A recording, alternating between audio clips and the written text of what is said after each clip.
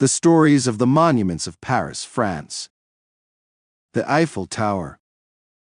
The Eiffel Tower is one of the world's most iconic landmarks, symbolizing Paris and France as a whole. Its construction marked a turning point in architectural design and engineering, and its history reflects both the technological advances of the 19th century and France's cultural ambitions. The Eiffel Tower was originally built as the centerpiece of the 1889 Exposition Universelle, World's Fair, held in Paris to celebrate the 100th anniversary of the French Revolution. The goal was to showcase France's industrial prowess on the world stage. The design of the tower was the brainchild of Gustave Eiffel, a renowned French civil engineer, although much of the initial conceptual work was done by his chief engineers, Maurice Koechlin and Émile Nogueir. Construction of the tower began on January 28, 1887, and was completed in just over 2 years on March 15, 1889, a remarkable feat for its time. The tower is 324 meters, 1083 ft tall, and was the tallest man-made structure in the world until the completion of the Chrysler Building in New York City in 1930. The tower is made of wrought iron and weighs approximately 10,100 tons.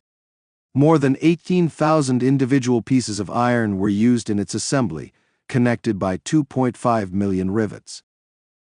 At the time of its construction, the Eiffel Tower was a controversial project. Many artists and intellectuals criticized its design, calling it a monstrosity. A famous letter of protest, signed by figures such as Guy de Maupassant and Charles Gounod, was published in the newspaper Le Temps in 1887. However, once completed, the tower quickly became a symbol of modernity and technological innovation, admired by many. The Eiffel Tower was not initially intended to be a permanent structure. It was to be dismantled after 20 years. However, Gustave Eiffel cleverly positioned the tower for scientific and communications purposes. In 1903, a radio transmitting station was installed in the tower, followed by a military radio in 1908, and it later played a key role in intercepting enemy communications during World War I. This change in functionality helped preserve the tower from being dismantled. Throughout the 20th century, the Eiffel Tower continued to serve as both a technological tool and a cultural monument. During World War II, Adolf Hitler ordered the tower to be destroyed while German forces occupied Paris, but this order was never carried out. Instead, the tower remained intact, and in a symbolic act of defiance, French citizens cut the elevator cables so that German soldiers would have to climb the stairs if they wanted to reach the top. The Eiffel Tower underwent several renovations throughout the century, including the addition of an elevator system. Its prominence grew with the rise of tourism to Paris, and by the mid-20th century, it had firmly established itself as a global symbol of France. The Eiffel Tower is one of the most visited paid monuments in the world, attracting around 7 million visitors annually. It has 3 levels, including observation decks, offering panoramic views of Paris and restaurants such as the famous Le Jules Verne. The tower is also illuminated at night by 20,000 lamps, enhancing its status as the centerpiece of Parisian life. In 1985, a new lighting system was installed, and the brilliant lights, which shine for 5 minutes every hour after dusk, were added in 2000 to celebrate the new millennium.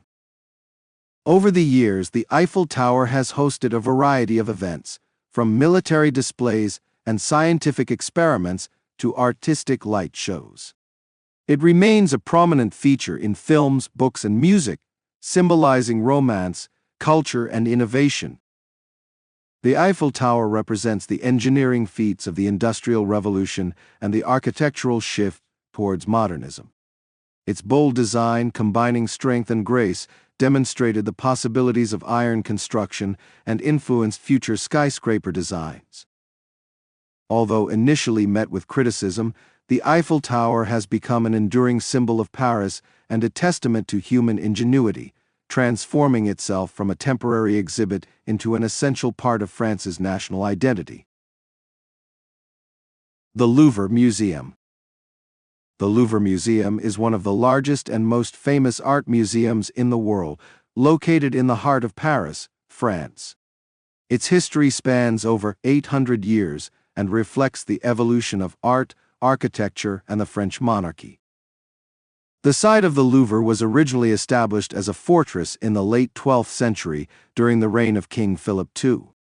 This fortress was built to defend Paris against possible invasions. Remains of the original structure can still be seen in the basement of the museum. In the 14th century under King Charles V, the fortress was transformed into a royal residence, known for its extensive collection of art and manuscripts. In the 16th century, the Louvre underwent significant renovations and expansions, particularly under King Francis I, who was a patron of the arts and a key figure in the Renaissance. Francis I invited artists such as Leonardo da Vinci to his court and acquired many of their works, including the Mona Lisa, which remains one of the museum's most celebrated pieces. As a royal residence, the Louvre continued to expand under subsequent monarchs, notably Henry IV and Louis XIV. The latter moved his court to the Palace of Versailles in 1682, leaving the Louvre primarily as a place to display the royal art collection. The transformation of the Louvre into a public museum began during the French Revolution. In 1793, the National Assembly decreed that the royal collection should be opened to the public. The museum opened its doors on 10 August 1793 with an initial exhibition of 537 paintings.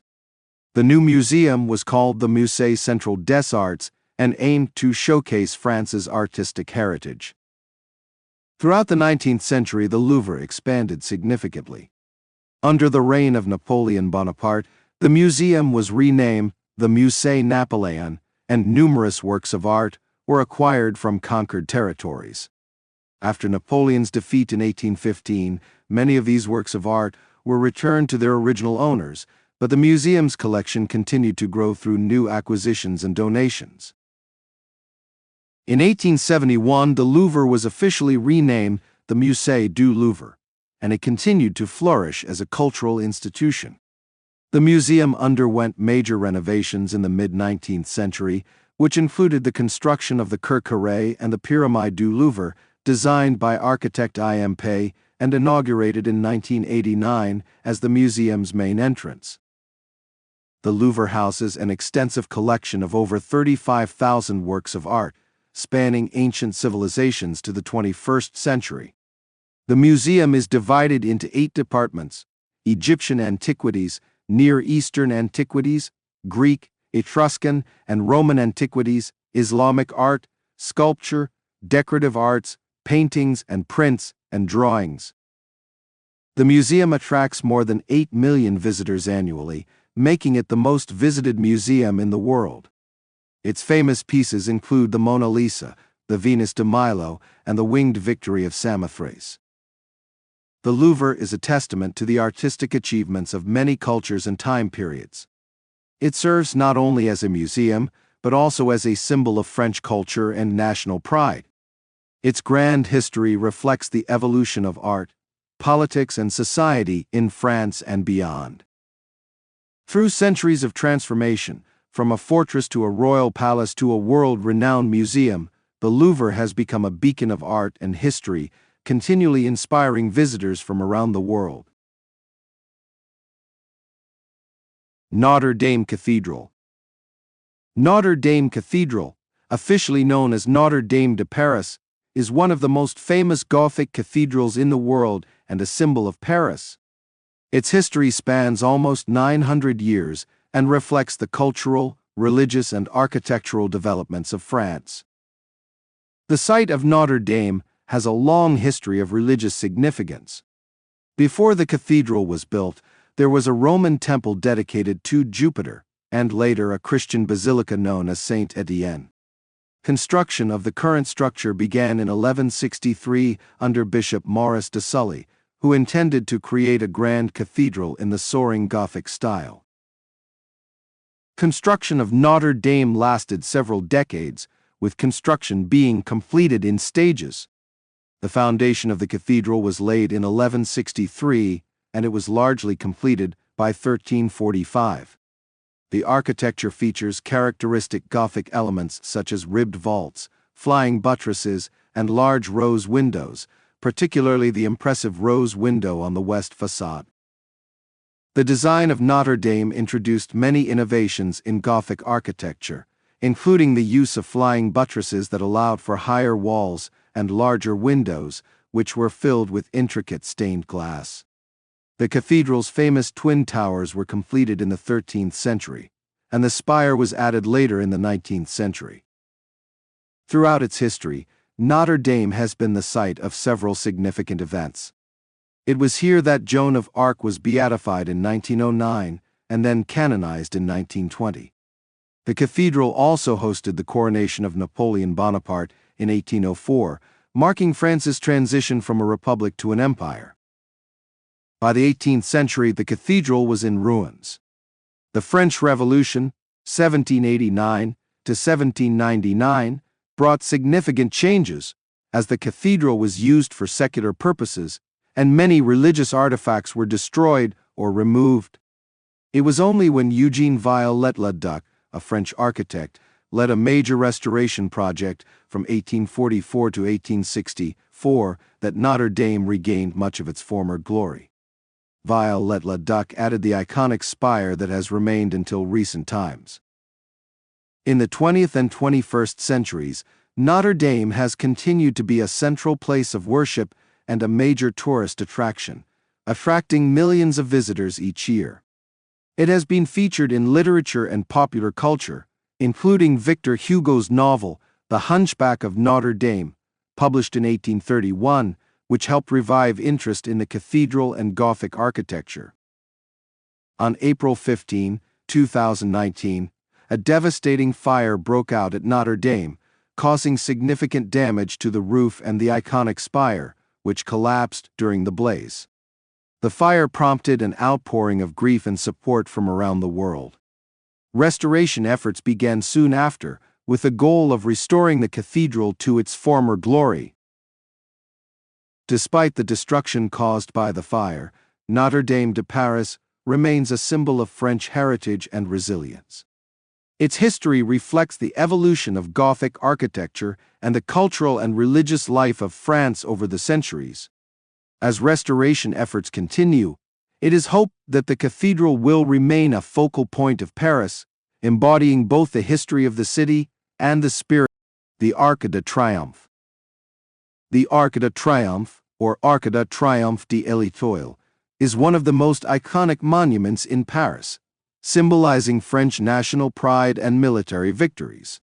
Its history is deeply intertwined with the political and social changes in France from the late 18th century to the present.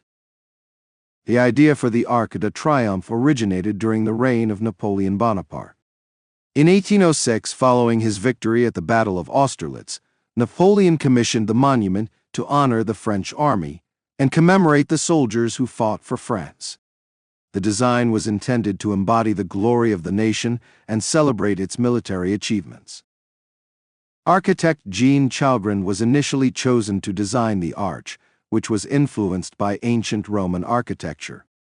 The design underwent several changes over the years, with other architects, including Jean-Nicolas Hayat and Jean-Rodolphe Perronet, contributing to its final design. Construction began in 1806 and was completed in 1836, although it was interrupted by political upheaval and changes in leadership. The Arc de Triomphe is 50 meters, 164 ft, high and 45 meters, 148 ft, wide, featuring intricate sculptures and reliefs depicting various battles and notable figures from French history, including Marceau, Duroc and Napoleon himself. The arch is adorned with the names of 558 generals and victories of the French army, engraved on its surfaces. The monument was officially inaugurated on 29 July 1836 during a ceremony attended by King Louis-Philippe. It quickly became a symbol of national pride and a place for various military celebrations and events. In 1920, the Arc de Triomphe became the site of the tomb of the unknown soldier, which commemorates the unidentified soldiers who died in World War I. A flame of remembrance is rekindled every evening at 6:30 p.m., commemorating their sacrifice and ensuring that their memory is preserved. During World War II, when German forces occupied Paris in 1940, the arch was draped with a Nazi flag. However, it was liberated by French forces in 1944 during the liberation of Paris, and the arch was subsequently restored to its former glory.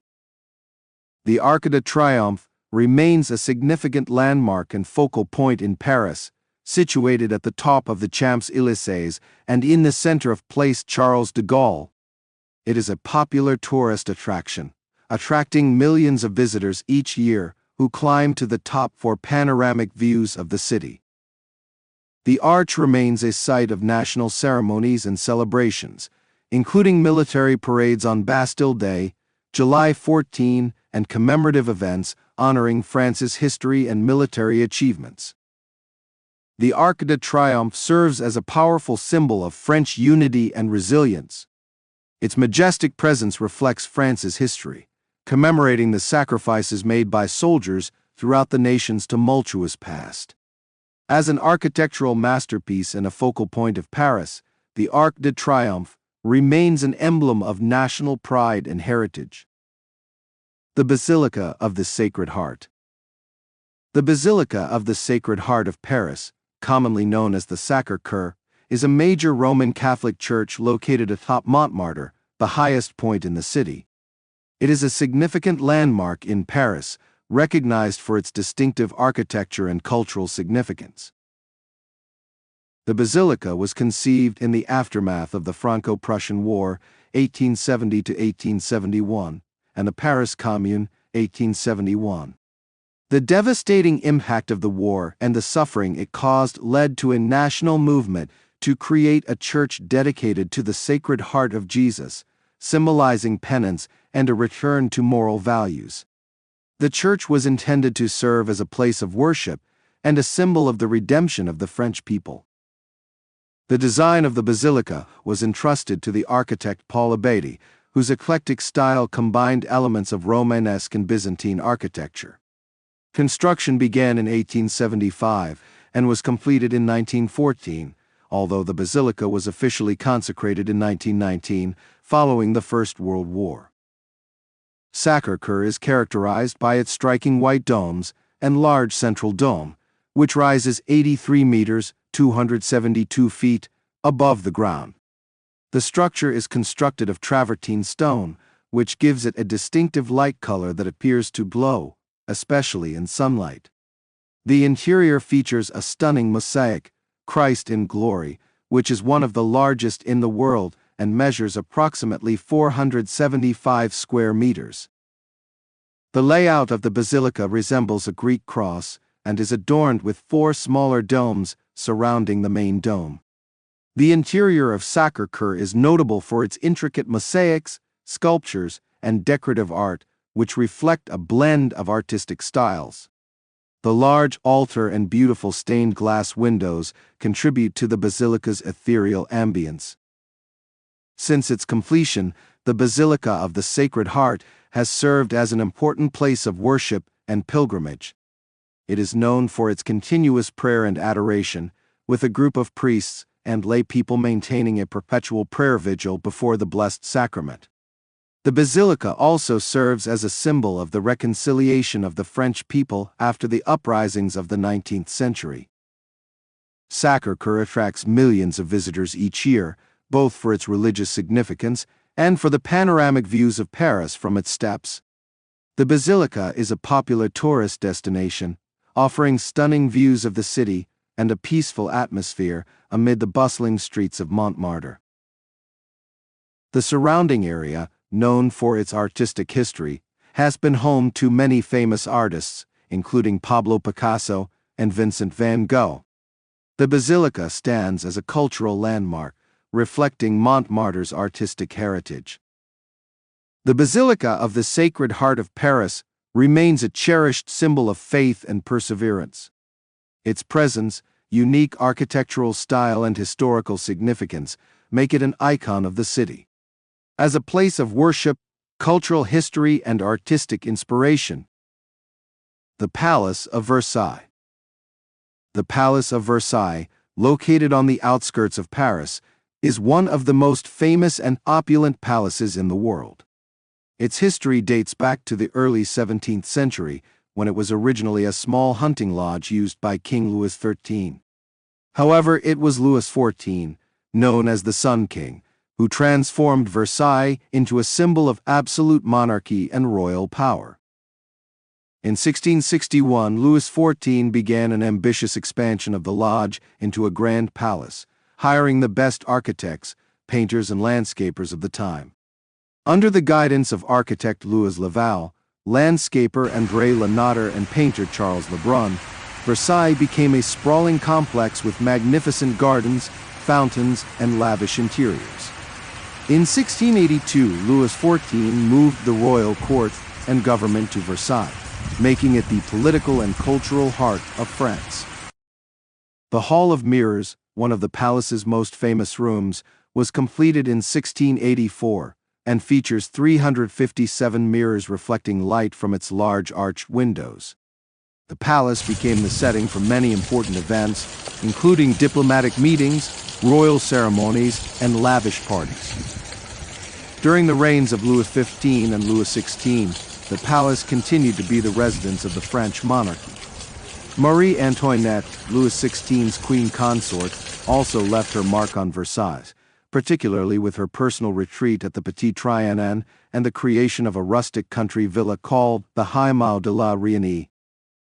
The French Revolution in 1789 put an end to Versailles as a royal residence. King Louis XVI and Marie Antoinette were forced to leave the palace, and it was later stripped of much of its furniture and artwork. Versailles remained unused for several years until it was redeveloped during the 19th century. In 1837, King Louis Philippe transformed the palace into a museum dedicated to the glories of France. Over the years, the palace has undergone several restorations and is now a UNESCO World Heritage Site, attracting millions of visitors each year. It is a symbol of France's royal history, architectural grandeur, and artistic achievements, as well as a significant historical site where important treaties, such as the Treaty of Versailles in 1919, were signed to end World War I. The Pantheon. The Pantheon in Paris is a neoclassical monument located in the Latin Quarter. Originally built as a church, it became a mausoleum housing the remains of many notable French figures. Its history reflects the changing cultural and political landscape of France. The building's origins date back to King Louis XV, who in 1744 vowed to rebuild the dilapidated Abbey of Saint Genevieve if he recovered from a serious illness. After his recovery, construction began in 1758 under the direction of architect Germain Soufflot. Soufflot designed the Pantheon in the neoclassical style, inspired by classical Greek and Roman architecture, with a large dome and a grand portico supported by Corinthian columns. The design was intended to symbolize the glory of the French monarchy and religion. However, the French Revolution drastically changed the building's purpose. In 1791, after the start of the Revolution, the Pantheon was secularized by the National Constituent Assembly and designated as a mausoleum to honor great French citizens, modeled after the Roman Pantheon. The first person buried there was Honoré Mirabeau, a leader in the early stages of the Revolution. Over the years, the Pantheon's purpose has shifted between a religious and secular monument, depending on the government in power. It alternated between being used as a church and a national mausoleum. Finally, in the 19th century, under the Third Republic, the building was definitively converted into a civic monument dedicated to the nation's heroes. The Pantheon is the resting place of some of France's most renowned individuals, including Voltaire, Rousseau, Victor Hugo, Émile Zola, Marie Curie, and Alexandre Dumas. The phrase inscribed on the front of the building, Aux grands hommes la patrie reconnaissante, to great men, the grateful homeland, reflects its role as a place to honor those who have made significant contributions to the country. The Pantheon is also home to Foucault's pendulum, a device that demonstrates the rotation of the Earth, installed in 1851 by physicist Léon Foucault. The Pantheon is a symbol of French national identity and the country's intellectual, cultural, and political history. Its architectural grandeur and historical significance make it one of the most important monuments in Paris. The Palais Garnier. The Palais Garnier, also known as the Opéra Garnier, is one of the world's most iconic opera houses located in the heart of Paris. Its construction was part of the ambitious urban renewal program of Paris initiated by Emperor Napoleon III and led by Baron Georges Eugene Haussmann. The history of the Palais Garnier reflects both the grandeur of the Second Empire and the artistic splendor of 19th-century France. The idea for a new opera house arose in the 1850s, following an assassination attempt on Napoleon III when he arrived at the Théâtre de l'Académie Royale de Musique. A safer, more modern opera house was needed, and in 1860 a competition was held to select an architect. Charles Garnier, a relatively unknown 35-year-old architect, won the commission. Construction of the opera house began in 1861, but was delayed by several challenges, including the discovery of an underground lake beneath the site, which would later inspire part of the story of the Phantom of the Opera, and the outbreak of the Franco-Prussian War in 1870. Despite these delays, the Palais Garnier was completed in 1875, after nearly 15 years of work. Its design is a stunning example of the Beaux Arts architectural style, characterized by its lavish ornamentation, grand staircases, and an opulent mix of classical, Renaissance, and Baroque elements. The building features a grand facade adorned with columns, sculptures, and two gilded figures representing harmony and poetry. Inside, the grand staircase and grand foyer are lavishly decorated with marble, gold leaf, and frescoes, creating an atmosphere of luxury and theatrical grandeur. The auditorium, which seats nearly 2,000 people, is dominated by a magnificent chandelier and a ceiling painted by artist Marc Chagall in 1964. The original ceiling, painted by Jules Eugene Lenepveu, still stands under Chagall's work. The horseshoe shape of the auditorium was designed for optimal acoustics and a close connection between the performers and the audience. Over the years, the Palais Garnier became a central hub for Parisian high society and the performing arts. The Opera House hosted numerous performances, including operas, ballets, and concerts. In the 20th century, however, the construction of a new opera house, the Opéra Bastille, led the Palais Garnier to focus more on ballet performances. The Palais Garnier is also famous for inspiring Gaston Leroux's novel, The Phantom of the Opera, 1910, which was later adapted into a popular musical by Andrew Lloyd Webber. The Palais Garnier remains one of Paris's most beloved cultural landmarks. It serves as the home of the Paris Opera Ballet and continues to host world-class performances, while its magnificent architecture and history attract millions of visitors each year. Place de la Concorde. Place de la Concorde is one of the largest and most famous public squares in Paris, with a rich history that reflects the political and cultural changes of France over the centuries. Located at the eastern end of the Champs-Élysées, between the Jardin des Tuileries and the Avenue des Champs-Élysées, it has been the site of many significant historical events. The square was initially commissioned by King Louis XV in the mid-18th century to celebrate his recovery from illness. Designed by architect Jacques Debreuil, construction began in 1755, and the square was completed in 1772. It was originally called Place Louis XV and featured an equestrian statue of the king at its center, symbolizing royal authority. However, during the French Revolution, the square became a symbol of the revolution's dramatic shift in power. In 1792, revolutionaries toppled the statue of Louis XV, and the square was renamed Place de la Révolution. It was here, between 1793 and 1795, that the guillotine was installed, becoming the site of numerous public executions. Some of the most notable figures executed in the square include King Louis XVI, Queen Marie Antoinette, and revolutionary leaders such as Georges Danton and Maximilien Robespierre. Following the Reign of Terror, the square was renamed Place de la Concorde in 1795 to symbolize peace and reconciliation after the violence of the Revolution. Over the years, the square has been developed and transformed, especially during the 19th century. One of the most striking features of the Place de la Concorde is the Luxor obelisk, a 3,300-year-old Egyptian monument that was gifted to France by Muhammad Ali Pasha, the ruler of Egypt, in 1831. The obelisk, which once stood at the entrance to the Luxor temple, was installed in the center of the square in 1836. It stands 23 meters tall and weighs over 220 tons, and is decorated with hieroglyphics celebrating the reign of Pharaoh Ramses II. The square is also adorned with two monumental fountains designed by Jacques-Ignace Hidorf in 1836, inspired by the fountains of Rome. The Fountain of the Seas and the Fountain of the Rivers symbolize France's maritime conquest and river navigation, respectively. Throughout the 19th and 20th centuries, the Place de la Concorde was the site of numerous events, from royal celebrations to military parades and political demonstrations.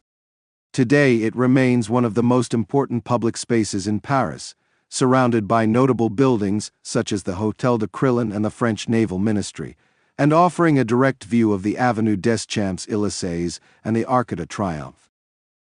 The historical importance of the Place de la Concorde, combined with its architectural grandeur, makes it a central landmark in Paris, representing the complex history of France's monarchy, revolution, and efforts towards unity and peace.